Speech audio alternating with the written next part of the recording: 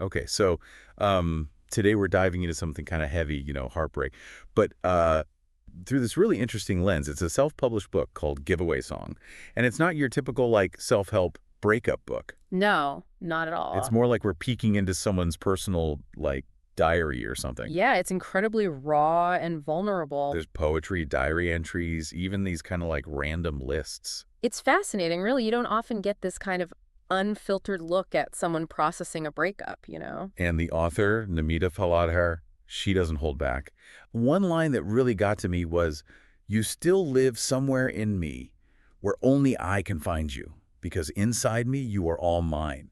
It just makes you think, like, even when a relationship ends, how long does it really take to truly, let go of that person? It's such a powerful image, isn't it? The idea that when we love someone deeply, they become a part of us, almost like woven into our very being. So letting go becomes this process of untangling ourselves, separating what's ours and what's theirs. Yeah, and she talks about that struggle throughout the book. Like, I found you as a whole, but when you left me, I was all broken. I have to let you go in bits and pieces. It's Yeah. like she's acknowledging that it's not a clean break, Yep. It's this Yeah. process. And it highlights the fact that healing from heartbreak isn't linear, it's messy. There are setbacks, moments of doubt. It's a journey, not a destination. And it's so interesting how she tries to, like, track her progress. There are these progress tracker sections where she tries to, I don't know, quantify her healing. Have you ever seen Right. anything like that? You know, it's more common than you might think. When we're dealing with intense emotional upheaval like heartbreak, our brains look for order, for a sense of control, even if it's an illusion. And you see that need for control in those post-breakup rules she makes for herself, too. Oh, absolutely. Some of them are pretty intense, like, don't text him, forget his number, like, wow. It's blunt for sure. Or there's one that says, remember, FBI is not paying you to stalk him on Facebook, and he is not a terrorist. But it's that directness that makes them effective, I think. This wasn't meant for an audience, remember. These are her personal rules. It's about self-preservation, Right. creating boundaries to protect herself from further pain. It's like she's giving herself tough love.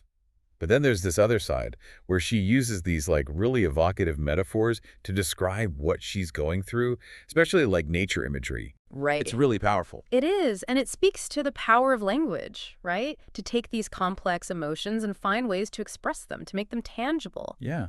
Like the title itself, Giveaway Song. It's like she's saying she feels disposable, easily replaced, like an old song you just give away. There's definitely a sense of worthlessness there, of feeling discarded, and that's something a lot of people can relate to after a breakup.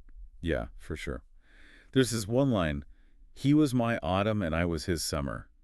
Our love was our spring and our life was our winter, too cold to understand us." And it makes me think about how love can be so fleeting, like the changing seasons. It's a beautiful metaphor, isn't it? And it speaks to the cyclical nature of life, of relationships. There are beginnings, endings, transformations. Sometimes they align with our desires and sometimes they don't. And that can be really hard to process. It's like she's trying to find meaning in those metaphors, Yeah. trying to make sense of something that just, I don't know, doesn't make sense. It's a very human response to pain, wouldn't you say? Yeah, To search for patterns, for explanations, for anything that helps us make sense of the chaos. totally. And in all of that, there's this thread of self-doubt that I think a lot of people who have gone through heartbreak will relate to. Yeah, and she's really hard on herself, you Mm, know? mm, Like there's this one line, she says, "You should have come with a warning tattooed on your arm. Fall in love with your own self. There are fewer chances of being heartbroken that way." It's like she's taking all the blame. Like it's her fault it didn't work out. It's so common, though, isn't it, that instinct to blame ourselves after a breakup? Yeah. Like, if we had just been funnier or smarter or something, maybe things would be different. Totally. And what's interesting is, like, on top of all that, she has these do this lists.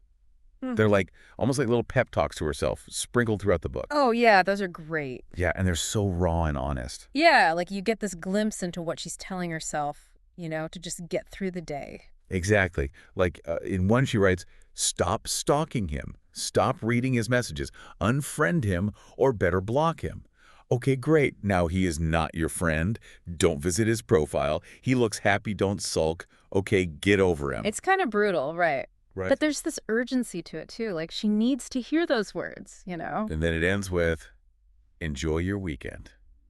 It's like she's trying to remind herself there's a whole life outside of this heartbreak. It's kind of funny, but also kind of heartbreaking at the same time. Definitely. There's this weird mix of humor and sadness throughout the book, I think. Totally. But those lists, even though they seem simple, Mm. they're actually like pretty smart when you think about it. It's like she's giving herself these really practical tools to deal with the emotional chaos. Right, exactly. It's about regaining a sense of agency, like she can't control what happened, but she can control how she reacts to it. And it made me think about something you mentioned earlier about the stages of grief. Can we talk about that a bit more? Like, how do you actually see those stages playing out in the book? Yeah, for sure. We often associate grief with death, but really we grieve any kind of loss, right? Mhm. A job, a dream, a relationship, it's all loss. And those stages, they give us this framework for understanding the emotional roller coaster of it all, even though it's not always linear. So how do those stages actually show up in Giveaway Song? Well, you see a lot of denial at first, right? Like she can't quite accept that it's really over. Right. Then there's the anger, the blame, all those why me moments.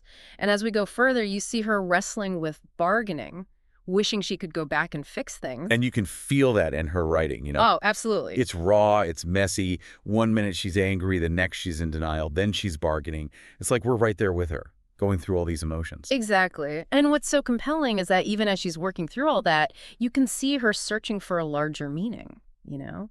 She connects her heartbreak to these bigger questions about faith, about doubt, about the nature of connection itself. Yeah, you're right. There are those moments where it becomes almost existential. Like when she writes, sometimes I believe in God, sometimes when I need a candy bar, and when I want to get married to you. It's so honest. It is. It's like Right. heartbreak made her question everything. And that questioning, that's such an important part of the healing process, don't you think? It forces us to re-examine our beliefs, our values, how we see love. It can be really transformative, actually. It's like she's using this like awful experience as a way to grow, Yeah. to figure out what really matters. And that's what I find so inspiring about this book. Even when she's at her lowest, you can still feel this like glimmer of hope. It's there, yeah. And it's interesting, when I was rereading it, I noticed how much she uses physical sensations to describe the pain. Like it's something tangible she can actually feel. Yeah. Like there's this one part she writes, "Do you know I tattooed his name on my ribs and in my hearts? Now I have to surgically remove my hearts and my ribs so that I can let him go eventually." Wow. That's a powerful image. It's like she wants to just like cut the pain out, Yeah. make it disappear. Exactly. It speaks to that desire for a quick fix, a way to bypass the messy work of emotional healing. And it reminds us that heartbreak, while invisible to the outside world, can feel incredibly real and visceral in our own bodies. It's true. We always talk about like a broken heart or feeling gutted. Right, like those metaphors actually mean something when you're going through it. Totally. And for her, those post-breakup rules, they almost become like these lifelines. They're her way of taking back control. Yeah, they go from just being like these little things she has to do to being these like essential steps for survival. And you can really track her progress through the book, too. As she moves through those stages of grief, you see her writing shift. The pain is still there, but it's like this gradual movement towards acceptance, towards self-compassion even. There's this one part towards the end that always gets me. She writes, maybe traces of you always stay with me.